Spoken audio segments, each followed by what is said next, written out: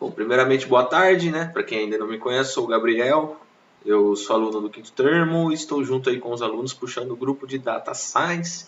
E eu tive a ideia de passar um pouco dessa ideia do que é estatística experimental, né?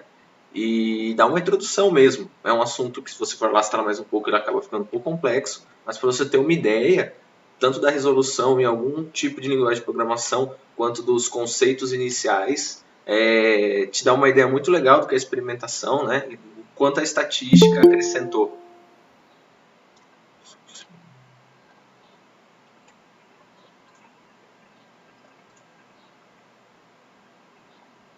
Pronto, voltando à apresentação. Estamos aí, né, seguindo a introdução à estatística experimental. Bom, primeiramente, vamos tentar entender o que é o que é uma unidade experimental, o que é um experimento ou um ensaio, né? Em geral, o que é o experimento, né, ou o ensaio? Em geral, ele vai ser um trabalho onde vai haver um determinado planejamento e esse determinado planejamento vai seguir determinados princípios básicos.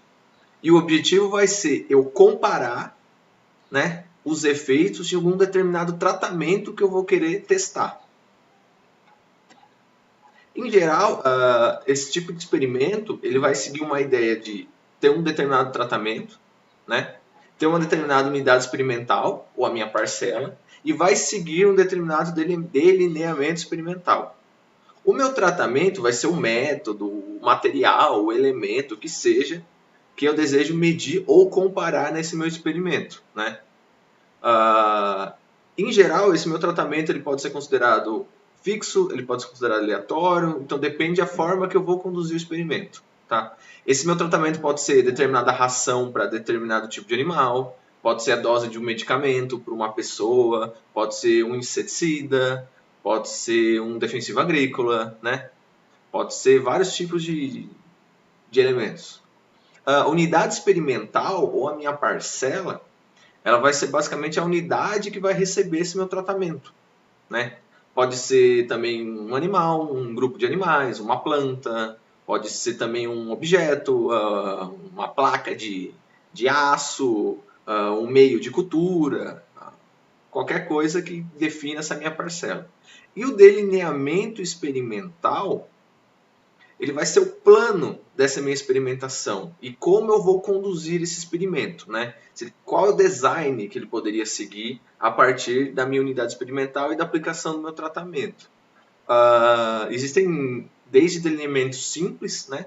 Que a gente vai citar alguns, e alguns delineamentos mais complexos, mas todos em geral envolvem esse meu tratamento sendo aplicado de determinada forma nas minhas parcelas. Em geral, o nosso experimento, o ensaio, segue 3 princípios básicos, né, na nossa experimentação. O primeiro é a repetição, o segundo é a casualização e o terceiro o controle local. O que seria a ideia de repetição? A ideia de repetição é eu poder comparar esses meus grupos, né, e poder aplicar esses meus tratamentos não apenas em unidades, mas num grupo todo, em várias unidades, né? Ou seja, nisso eu consigo obter um determinado erro experimental. Eu consigo ver aonde está sendo o erro daquele meu experimento, seja na aplicação do tratamento, seja no número de parcelas, né? Então, você ter mais que uma repetição, mais de uma parcela, né, naquele experimento que seja aplicado aquele tratamento, possibilita você fazer uma comparação mais precisa e ter um resultado mais idôneo, podemos dizer assim. Também foi assim um dos grandes princípios básicos que começou a revolucionar a ciência nessa ideia de experimentação. Agora, a ideia de casualização consiste, na verdade, no momento que eu vou aplicar o tratamento nessas minhas parcelas, eu sortear elas de acordo com o design do meu experimento. Qual que é a importância disso? A importância disso é que você não tenha algum efeito, por exemplo, local. Você tente minimizar o efeito local. Então, se eu concentrar todas as minhas parcelas de determinado tratamento apenas de um lado naquele experimento, pode ser que algo ali esteja afetando. Então, eu distribuindo as parcelas para aquele determinado tratamento em todo o meu experimento, eu posso ter uma noção de casualidade melhor. quer dizer que realmente o efeito de comparação que eu vou aplicar realmente é causado por aquele tratamento e não por algo externo que possa estar afetando o experimento. E o terceiro princípio básico é o princípio de controle local, né? Que na verdade também é uma técnica para você minimizar os efeitos externos ao experimento, para você tentar garantir, né, que realmente aquele tratamento que esteja fazendo efeito na hora da sua comparação e não algum local externo. Em geral, assim, a ideia é você ter o ambiente mais heterogêneo possível, para que você não tenha esses efeitos externos que podem prejudicar seu experimento.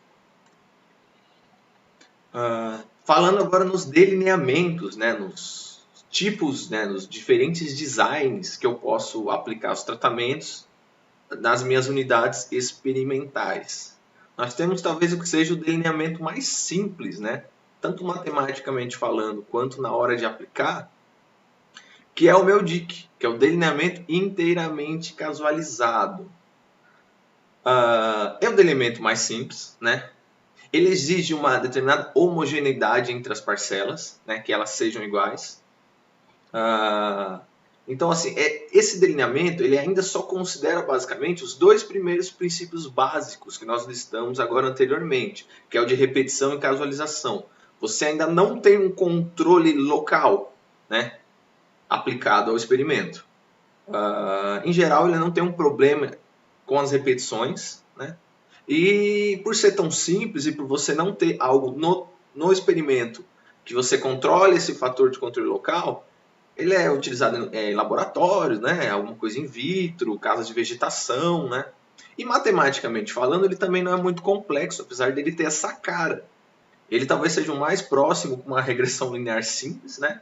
A gente tem a nossa variável resposta, o nosso y, e que vai ser o nosso valor observado, a partir do iésimo tratamento com a jésima repetição. Né? A partir daquele tratamento que eu aplicar naquela parcela específica, né, eu vou ter uma resposta sobre isso.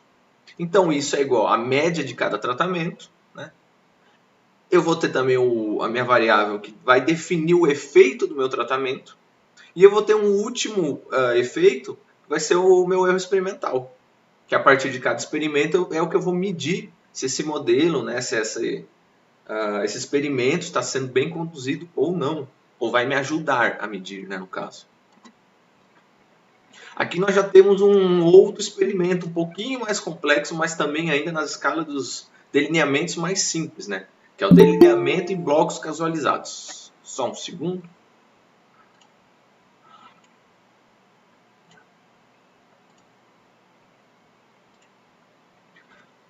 Bom, voltando agora, né? Vocês estão vendo o slide aí novamente? Fazendo um favor, me responde em áudio porque eu não consigo ler o chat. Sim, tá tranquilo aqui. Então, retornando à ideia de delineamento em blocos casualizados. O delineamento de blocos casualizados, ele já utiliza os meus três princípios básicos. Além da casualização e repetição, ele também utiliza o meu controle local. Né? Matematicamente falando, vocês vão ver que ele acrescentou uma variávelzinha ali só, que nada mais é do que a minha variável que considera um parâmetro para ver se existe aquele efeito de bloco. Para vocês tentarem ilustrar na cabeça de vocês, pensa que eu tenho um canteiro com várias amostras de muda. Né? Além de eu aplicar tratamentos em parcelas todas distribuídas pelo meu canteiro, eu vou querer saber se aquela determinada faixa do meu canteiro ou aquele bloco existe algum efeito. Ou seja, eu vou buscar não só o efeito do tratamento nesse meu canteiro, mas também saber se existe uma diferença entre os blocos. Então eu tenho que utilizar os meus três princípios básicos e eu procuro dois efeitos diferentes, né, nesse meu delineamento. O do tratamento e o dos meus blocos. Como a proposta inicial era realmente dar uma introdução, a gente não vou entrar muito em detalhes sobre outros tipos de delineamentos, mas assim, só para ter uma noção, existem vários outros tipos. Existe o delineamento quadrado latino, que é um delineamento que tem uma subdivisão por linhas e colunas. Delineamento fatorial e fatorial 2K, que subdivide em várias e várias parcelas, né? Tendo cruzamento de tratamentos. Delineamento de parcelas subdivididas e alguns outros delineamentos. Mas prosseguindo aí a aplicação. Após nós passarmos essa etapa de decidirmos qual vai ser o tipo de alinhamento que nós vamos aplicar, decidimos o modelo que vai estar sendo aplicado, nós vamos gerar um modelo, e esse modelo precisa seguir determinados pressupostos para ser validado esse experimento, né? Então, além de nós seguirmos os princípios básicos, nós temos que garantir que a distribuição dos erros desse nosso modelo siga uma distribuição normal, que esses nossos erros sejam independentes, que esses erros apresentem uma variância constante, ou seja, uma homogeneidade das variâncias entre os tratamentos, e que esse modelo seja aditivo. Para quem não lembra exatamente o que é erro, mas pegou alguma das aulas anteriores dos meninos falando sobre regressão linear, o erro nada mais é do que a diferença entre o que o meu modelo prevê e os meus dados originais, ok? Então, assim, não existem muitos pressupostos para os nossos dados iniciais, mas existem pressupostos para nós validarmos esse modelo que nós estamos criando. E aí nós precisamos investigar esses erros para saber se eles estão seguindo um determinado padrão, para nós validarmos os resultados. Em geral, seguindo esses determinados pressupostos, nós utilizamos uma análise onde vai nos dizer ou não como está esses tratamentos aplicados, ok? Então, assim, desde o elemento extremamente casualizado, onde nós só levamos em consideração o tratamento, até outros delineamentos, onde nós levamos em relação o efeito de bloco, o efeito das linhas, das colunas, nos outros elementos, mas que seja. A investigação a partir do teste de análise de variância é para saber se, efetivamente, existe algum efeito de tratamento ou existe algum efeito de algo que nós queremos investigar nesse nosso experimento. Então, assim, a ideia da análise de variância é comparar esses tratamentos. Então, naquela mesma ideiazinha de canteiro, nós temos canteiro com mudas, aplicamos determinados herbicidas diferentes, né, que seriam os nossos tratamentos. Primeiramente, nós gostaríamos de saber se no resultado final colhido existe alguma diferença significativa, estatisticamente significativa, entre a diferença desses tratamentos. Então, nós vamos comparar, né, a média desses tratamentos e esse teste vai retornar para a gente se realmente pelo menos uma dessas médias difere das outras, né? Ou pelo menos duas diferem de uma. Ele vai apontar para a gente isso. Ele ainda não vai apontar qual e quais a diferença, mas ele vai apontar se estatisticamente existe uma diferença de pelo menos uma dessas médias desses tratamentos entre os outros, né? Então, em geral, assim, nós aplicamos o teste, que é o teste de ANOVA, né? Ele tenta comparar a variabilidade dos tratamentos, ok? Comparando as médias. Ele é um teste, assim, considerado robusto no sentido de não ser muito influenciado por valores discrepantes. E ele utiliza o teste F por trás, que é o que traz essa robustez, né, por trás dele. Depois da nossa conclusão, a partir do teste, a partir da ANOVA, né, na análise de variância, nós vamos investigar primeiramente se existiu ou não essa diferença das médias, e se ele apontar que existiu, nós vamos saber então quais é essa diferença dessas médias, qual é a diferença do tratamento, se existe um tratamento que difere dos outros nesse meu experimento, o quão diferente ele está. Então nós utilizamos um teste post-hoc, né, um teste póstumo, para a comparação de médias. Você vai falar, Gabriel, mas você não falou que a ANOVA já compara as médias? Ele compara se existe uma diferença ou não. Os testes de comparação de médias específicos, ele vai nos dizer como está essa diferença e qual é a média que difere ou não dos tratamentos. Aqui nós podemos citar diversos testes. Teste de Tuck, de Bonferroni, de Sheffer, de Dunnett. Tá? E eu coloquei um asterisco lá na ideia de contraste. Contraste é quando entre as médias eu tenho uma combinação linear, que a soma dela e dos seus pesos dê igual a zero. Também é uma técnica utilizada, por exemplo, quando eu quero colocar um determinado peso nessa diferença de média. Vamos supor que eu tenho de 3 tratamentos, eu tenho um determinado tratamento que tem um índice daquela solução que eu considero que, se aquele tratamento for colocado o dobro do que foi colocado os outros tratamentos, eu possa ter realmente uma diferença significativa. Então eu vou considerar, no meio de uma combinação linear, com pesos que eu quiser definir para o experimento, essa diferença dessas médias. Bom, pessoal, agora vamos lá para o Colab, mexer um pouco no R. ver como seria a resolução disso com algumas funçõezinhas já prontas, já uma análise bem simples e teórica, mas que já vai dar uma ideia já do que seria a resolução aí de uma experimentação desse tipo. Opa, voltar aqui.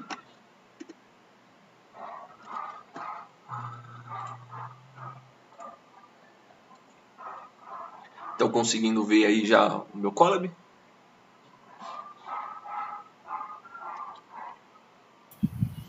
Tô vendo tudo aqui. Bom, então beleza. Então. Bom, eu coloquei aqui um experimento fictício, né, que nós vamos seguir, e vamos supor que já foi decidido inteiramente todo aquele delineamento que nós queríamos fazer. O experimento fictício vai agir da seguinte maneira. Eu tenho 4 tipos diferentes de rações para alimentar os meus porcos, né? E para cada tipo de ração eu vou alimentar 5 animais. E eu quero saber depois o ganho de peso em quilos para determinada ração.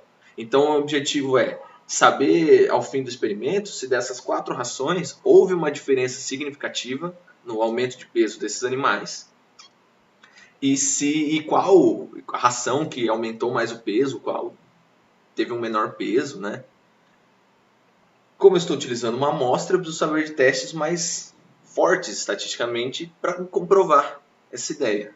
Então a primeira coisa que eu fiz, né, linguagem é uma linguagem muito simples, foi utilizar aqui para a minha variável tratamento, simbolizar, né, os meus tratamentos com letras. Tratamento A, B, C e D. Basicamente ele vai acompanhar e vai me indicar, a partir dessa coluna que eu tentei demonstrar aqui porcamente, os tratamentos. Depois eu vou colocar dentro de um outro vetorzinho chamado valores os meus pesos finais. E vou colocar isso tudo junto de um vetor chamado dado e transformar ele no data frame. Tá? Utilizei essa funçãozinha que está em azul, chamada attach.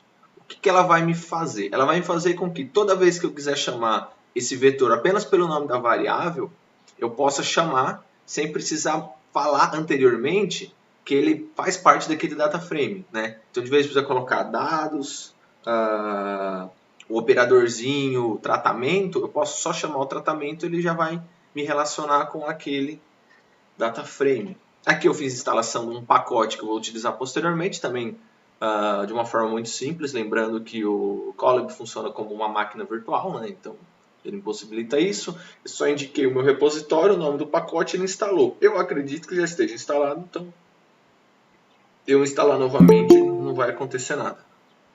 Deixa o pessoal entrar na...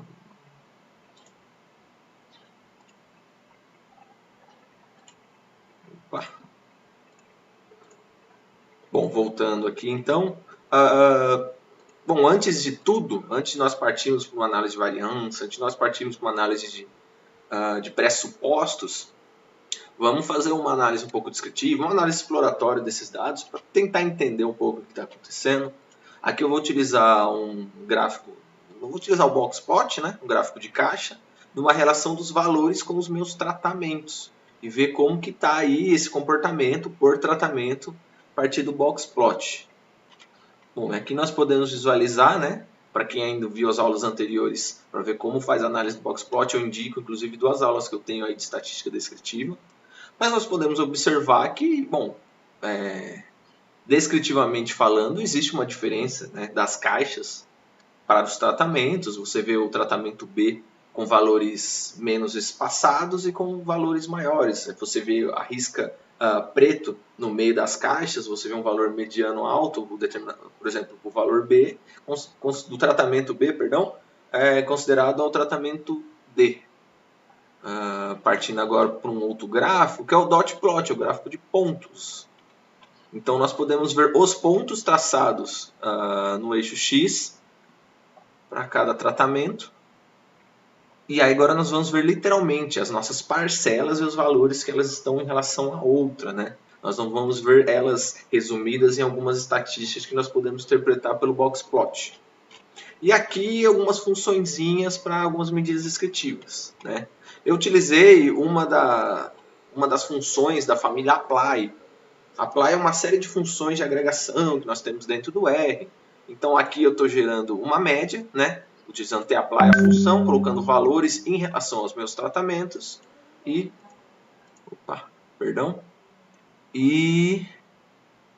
falando que ele vai aplicar a minha função média. Aqui é a mesma coisa para variância, aqui é a mesma coisa para o desvio padrão. E como eu não tenho uma função default do R para amplitude, eu criei uma funçãozinha aqui no R, de uma forma bem simples, né? Já utilizando duas funções padrão. Então, F1 é uma function para um valor máximo menos o valor mínimo, que vai dar a minha amplitude. Aí, no mesma ideia, utilizando a função tapply de valores para cada tratamento, eu mando ele falar, não, utiliza agora essa função que eu criei. Isso aqui vai resumir, né, a partir do RBind. RBind ele vai juntar tudo isso aqui por linhas, dar os nomes às minhas linhas, arredondando até 2 casas decimais, e eu vou ter uma tabelinha que vai dizer agora, seria a parte mais descritiva, do valor das minhas médias. Lembrando que o experimento trata-se do peso em quilos de engorda dos porcos. Então, para o tratamento A, a média é de 26 kg, tratamento B, 39, C, 32, aí nós temos amplitude, aí nós podemos ver a diferença das variâncias, por exemplo, como a variância de A, ela está bem maior do que a variância de B, isso pode ser um indicativo lá na frente, que pode dizer um pouco o que está acontecendo, algo que nós observamos de forma visual no boxplot, mas vamos seguir aí a análise aí. Aqui eu estou, na verdade, gerando um modelo. Esse modelo poderia ser uma regressão linear simples dos valores pelos tratamentos. Então, eu estou colocando dentro dessa variável modelo. A OV é a função que vai gerar esse modelo para mim. Nada mais é do que está dizendo, como eu tenho naquele delineamento extremamente casualizado, que eu vou ter uma resposta dos valores em relação aos tratamentos. E falando que isso tudo está dentro do meu data frame dados. Okay? Então, eu vou gerar isso aqui. E a partir de agora, eu vou partir para minhas análises de pressupostos. Ok, não entendi. Tudo bem. A partir de agora, eu vou partir para minha análise de pressupostos. Dos pressupostos ditos anteriormente, até está um asterisco no slide, para nós investigarmos de uma forma um pouco mais preocupadas a normalidade dos resíduos, né? A normalidade dos meus erros, e a homogeneidade das minhas variâncias, né? Então aqui eu estou fazendo um procedimento bem simples, tá? Onde eu estou transformando e parametrizando esses erros. Essa primeira função res, ela está sendo atribuída a ela uma função residuals, que vai buscar esses erros do meu modelo, resíduos simples. Essa res_stud, ela vai transformar, vai padronizar os erros de uma forma estudentizada, né? Seguindo uma determinada distribuição de probabilidade. E aqui eu vou chamar esses erros, os primeiros 5 erros desse meu data frame, de uma forma arredondada. Só para observar aqui, para ter noção do que está saindo. Ó. Em geral, esses erros, pela transformação que eu fiz, dessa distribuição, eles vão contornar, tá? Uma ideia de variância 1 e média 0. Então, eles vão estar, propriamente dito, em volta do eixo 0, variando aí entre menos 3 e 3, menos 2 e 2, dependendo de quão esparsos eles estão, a partir dessa transformação, é que eu vou avaliar como estão esses meus erros. Aqui eu vou fazer o gráfico Kickplot, né? Eu vou postar os pontos desses meus erros estudantizados e depois vou traçar uma reta. E conforme, aqui vocês podem observar, conforme os pontos não seguem a reta, já é um indício visual de que esses erros podem não estar adequados, né? Podem não seguirem uma distribuição normal, distribuição gaussiana. Aqui é um teste estatístico para saber se esses erros, então ele vai me retornar, né? É o teste Shapiro-Wilk. Eu tenho ele como preferência, porque eu acho o teste mais forte. Existem outros diversos testes que nós podemos ter aí na literatura, implementado nas linguagens de programação, para saber se os nossos resíduos ou os nossos dados, né, seguem uma distribuição normal ou não. E o retorno do teste ele é bem simples. A minha hipótese inicial segue que os dados, ou os meus resíduos, seguem distribuição normal. A minha hipótese alternativa segue que ele não. Ou seja, se esse meu p-valorzinho aqui não for menor que 0,05, eu entendo que o teste está me indicando que os resíduos seguem essa distribuição normal. Então aqui nós temos um resultado animador. Ó, o teste de Shapiro-Wilk deu que provavelmente esses resíduos são normais. Tá? E aqui uma investigação tanto gráfica quanto de testes para homogeneidade das variâncias, para saber se as variâncias são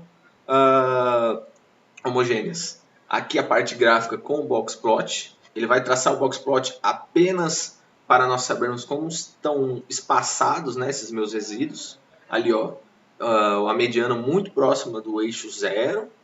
E em geral, quando trata de resíduos, nós tentamos ali visivelmente ver se eles ficam ali entre menos 3 e 3. Em geral, entre menos 2 e 2 é um indicativo que eles não estão muito bem espaçados, né? Quanto mais próximos ali do meu eixo X, quer dizer que realmente eles não têm uma diferença muito grande. Só lembrando, por que nós seguimos essa diferença em relação ao eixo X? Como o ideal seria que não tivéssemos erros, né? Que essa diferença entre o que o meu modelo previu e os meus dados fossem zero, porque, ou seja, um indicativo que esse meu modelo está prevendo exatamente o que os meus dados estão dizendo. Então, nós buscamos minimizar, dado um valor negativo muito pequeno, um valor positivo muito pequeno. Aqui nós temos um gráfico, inclusive usando um pacote no R muito conhecido, que é o ggplot 2, né? Permite fazer uns gráficos bem legais, que é, na verdade, do que uma função de ponto, um gráfico de pontos desses meus resíduos, né, padronizados, né, com os tratamentos. E aqui nós podemos ver aqui os pontos por tratamento em relação aos resíduos. Podemos ver que eles têm uma determinada variação, alguns aí têm um valor aí de menos 1 em alguma coisa, 1 em alguma coisa, mas eles se mantêm ali levemente concentrados ali, muito próximo do zero, que é o que nos interessa nesse momento. E aqui é um teste estatístico que vai avaliar essa homogeneidade de variâncias, que é o teste de Bartlett. O teste de Bartlett, entre tantos outros testes que nós podemos aplicar, ele tem uma determinada curiosidade. Ele consegue analisar melhor essa homogeneidade se você já tiver investigado a normalidade dos dados. Então, se você já concluiu que os seus resíduos seguem uma distribuição normal, o teste de Bartlett, pela literatura, vai funcionar de uma forma mais efetiva. E ele funciona na mesma ideia do teste Shapiro-Wilk. O teste Bartlett aqui vai te dar um p-valorzinho, ok? E se esse p-valor não for menor que 0,05, é um indicativo muito grande que suas variâncias são homogêneas. Então, nós não, né, falando de uma forma mais correta aí no mundo estatístico, nós não temos indícios para rejeitar a hipótese nula que prega a homogeneidade de variâncias, né? Ou de uma outra forma, mas o entendimento é o mesmo. A partir dessa investigação de alguns pressupostos, ok, poderia ter feito alguns outros testes, poderia ter tentado mais a fundo, mas esse seria o básico da investigação dos pressupostos, ok? Investigação de pressuposto não cabe só nesse momento. Por exemplo, quando nós fizermos uma regressão linear, nós também devemos fazer no modelo uma investigação de vários pressupostos, aplicar testes, olhar o comportamento desses resíduos para validar aquele modelo, ok? E agora nós podemos aplicar finalmente nosso teste de análise de variância que vai comparar as nossas médias. O teste de análise de variância ele vai nos soltar algumas estatísticas, né? A soma dos nossos quadrados, a média, a minha estatística do teste F e o meu p-valorzinho. Só que a interpretação do meu teste de análise de variância ele é muito parecido com a ideia dos outros testes anteriores. Bom, o que é a minha hipótese inicial? A minha hipótese inicial é que não existe diferença entre os tratamentos, ok? Então, como nós temos um valor menor que 0,05, nós temos um indício de que, bom, o teste está me dizendo que realmente existe uma diferença entre os tratamentos. Por esse teste de análise de variância, eu ainda não sei qual tratamento se difere dos outros, mas ele está me indicando que existe sim uma diferença, ok? Para saber qual tratamento é diferente dos outros, eu preciso fazer algum teste de comparação múltipla, escolher entre aqueles testes algo que eu conclua realmente qual é o teste diferente. Então, partindo para um teste de comparações múltiplas, eu parti para o teste de Tukey. No teste de Tukey, eu vou utilizar duas funções diferentes no R, tá? Uma que já vem padrão com R, que é o Tukey HSD, e uma que eu precisei utilizar uma library, aquela que eu pediria para instalar lá no começo lá do Colab, que é o spdes.pt, que é uma library spdes de experimentação e alguma coisa, só que em português, ok? Então, a primeira forma que ele vai me soltar nessa função tuck-hsd vão ser vários testes de comparação aqui. Para o teste de comparações múltiplas para médias no tuck, a partir, né, de 95%. Então ele mostra para nós o que é o modelo que nós estamos avaliando, e ele vai fazer um teste onde ele vai me soltar um p-valor, que é o p-ADJ, né, o p ajustado, para cada tratamento. Ou seja, na comparação, por exemplo, das médias do tratamento P e A, ele não viu diferença entre essas médias. Ele não deu um p-valor menor que 0,05. Para a diferença entre as médias dos tratamentos C e A, ele não rejeita essa hipótese, ou seja, ele não viu uma diferença entre essas médias. Estatisticamente falando, é claro, se você for pegar só as amostras, não vão ser valores iguais. Agora, por exemplo, se vocês forem para cá e observar que, para a diferença entre as médias do tratamento D e B, nós observamos sim uma diferença estatística entre as médias. O que ele vai me apontar, então? Bom, então o que o Mianova falou lá atrás, que existia uma diferença entre essas médias, nós podemos entender que é a média do tratamento D e a média do tratamento B. Visualmente, quando nós observamos lá atrás o box plot, os gráficos, nós já vimos alguns indícios que poderia realmente ser realmente uma diferença entre esses dois tratamentos, não é mesmo? E aí nós precisamos investigar só, voltar e ver a parte mais descritiva para chegar a essa conclusão. Bom, aqui é a diferença, então a média é essa, então, e concluir qual que é o tratamento que engordou mais, qual que é o tratamento que engordou menos, se existe uma diferença em tratamento A, B, C ou D, e chegar às conclusões próprias da área. E aqui é um outro pacote que vai soltar as informações de uma forma, eu acho até um pouco mais didática, né? E de uma forma um pouco diferente. Primeiro ele faz uma análise completa, ele refaz a minha análise de variância, né? Agora de uma forma mais bonitinha, né? Toda traduzida, quadro de análise de variância, tratamento, resíduo total, grau de liberdade, minha soma dos quadrados, quadrado médio, meu teste F e o meu mesmo valor de P aqui também, rejeitando a ideia, falando que existe alguma coisa. Ele repete alguns testes que nós fizemos anteriormente. Você fala, poxa, Gabriel, você podia ter soltado essa função antes aí, e ele já soltaria toda a minha análise aqui resumida. Poderia mesmo, mas aí eu gostaria de mostrar passo a passo como as coisas funcionam. Ele reaplica o teste de normalidade de resíduos, né? O teste de Shapiro-Wilk, e ele até conclui para você, de tão didático é esse pacote. De acordo com o teste Shapiro-Wilk, a 5% de significância, os resíduos podem ser considerados normais. Questão homogeneidade de variância também, ele interpreta para você, né? De acordo com o teste de Bartlett, a 5% de significância, as variâncias podem ser consideradas homogêneas.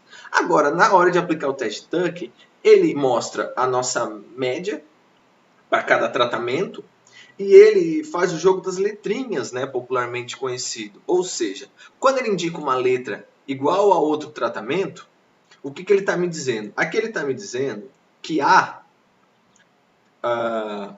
alcança determinado grupo. Quando eu avalio o meu tratamento C, eu tenho A e B, ele está dizendo que o tratamento C não difere de quem está com a letra A e não difere de quem está com a letra B. O tratamento A não difere quem está com a letra A de quem está com a letra B. E o meu tratamento D só tem a letra B. O que nós podemos concluir pelo jogo de letrinhas?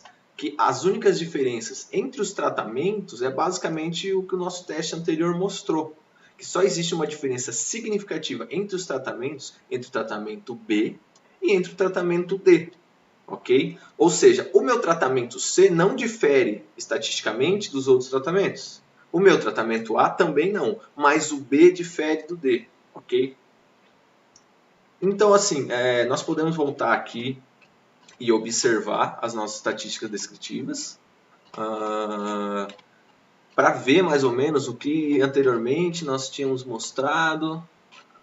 Então, aqui nós temos, na nossa tabelinha, podemos observar que a média do tratamento B em relação à média do tratamento D. Realmente, quando nós avaliamos isso amostralmente, na descritiva, a gente já tinha algum indício disso. mas o teste serve para corroborar e confirmar essa suspeita. Então, no caso, se nós concluímos que nós gostaríamos de ter o tratamento que engordou mais os porcos, nós poderíamos levar em consideração que não existe diferença entre o tratamento A, B e C e não existe diferença entre os tratamentos A, C e D, né?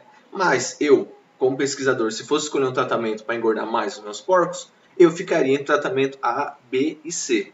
O tratamento D, por não corroborar com o tratamento B, apesar de ser igual estatisticamente ao A e C, eu descartaria. Falei, não, eu acho que esse aqui nós podemos investigar posteriormente, mas por enquanto, quem está ganhando essa corrida, né, ou seria prioritariamente diferente, seria o tratamento B. Então é isso aí, galera. Não sei se ficou muito entendível ou não, tentei fazer uma coisa mais didática, mais expositiva, e posteriormente eu mando o call para vocês, abrir para perguntas. Muito obrigado.